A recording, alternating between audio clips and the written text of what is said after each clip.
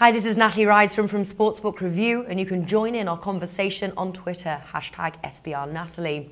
Now, going head-to-head on Saturday is QPR and Sunderland. Last meeting in March ended 3-1 at Loftus Road Stadium. Will this be another home win, or will Sunderland be vying for the win this time? Well, joining us now to preview this match is William Hill's in-play radio host, Lee Phelps. Lee, nice to have you back here. Pleasure. Now, QPR are the favourites to win, priced at 2.5, but I can't help leads towards the upset here, with QPR's latest home defeat at the hands of Hull 2 weeks ago still fresh in my mind. What are your thoughts? Yeah, I like QPR before the start of the season, and they've not done me any favours whatsoever. They look lacklustre, don't they? They don't look to have any passion about them. They only really started playing after they were 4-0 down at Tottenham, and even then they didn't look particularly great. I think it's strange because they've got a good manager, excellent coach, they've got obviously good players throughout the team, but something's not quite clicking there. And you can't trust a team if they're not playing right, can you? You can't keep saying to yourself, well, this week they might do it. Sunderland are kind of unspectacular, but they've got a solid setup. Gus Poyet got them out of trouble last season with that miracle that he's spoken about, and I think he's strengthened quite a lot this season. I really like some of the players they've brought in. Jack Rodwell probably being the main one. They tend to shape up in a much more defensive formation away from home. They played with 3 up front against Manchester United and got the 1-1 draw at home. Away from home, they stick 1 up front and pack 5 in the midfield. So maybe the draw is about the best I can hope for here. Sunderland will be very happy coming back, going back up north from London with a draw. I think QPR would quite like a point as well, obviously. So maybe low on the goals, because neither team are really kind of sharp up front, especially Sunderland away with that one man up front. But I like the draw, but I can't quite get Sunderland out of my mind. I see why you go for them, Natalie. I can understand why you'd be tempted by the upset. They had a great away record at the end of last season. They beat Chelsea and Manchester United, remember, in the run-in, keep themselves up. So I can see why you'd go for that.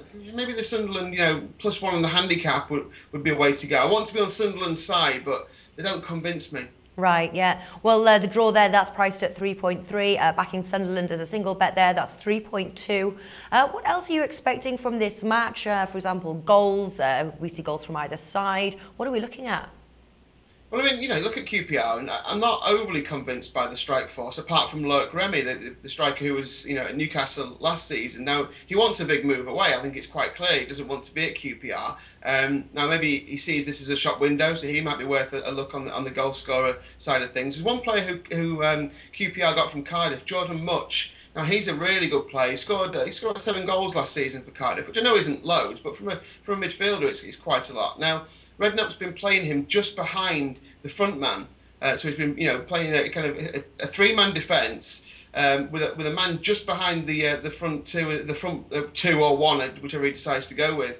So I think Jordan Much will get chances, and I like him to be an anytime goal scorer at a slightly bigger price. Further back, the defence is a bit shaky for QPR. Rio Ferdinand getting on a bit. Richard Dunn also ageing now really and not that mobile. Stephen Colker though, the younger one of the 3 centre-backs, he's had more shots than anyone really for QPR so far, strangely.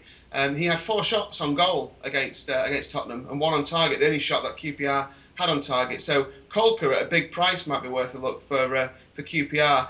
As for Sunderland, they've got decent midfielders, of course. Catamol, he's a very strong midfielder.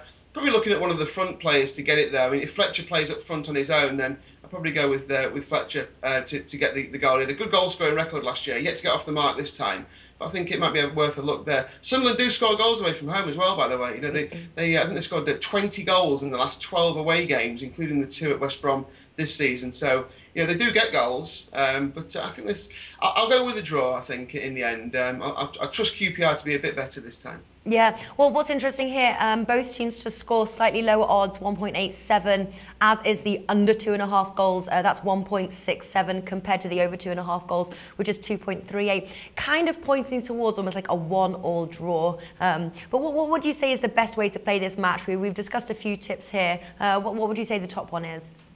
I'd come down on the draw, I think, in the end. You know, I get the Sunderland thing, but you know, I've got to trust QPR. I can't trust QPR to win the game, but I'm going to trust QPR to be better than they were at Tottenham. There has to be a reaction. The players have been talking all week about, you know, there needs to be a reaction. They need to be better. I'll trust QPR to be better, but not quite good enough to win the game. All right, wonderful. Okay, Lee Phelps, thanks for joining us. No problem.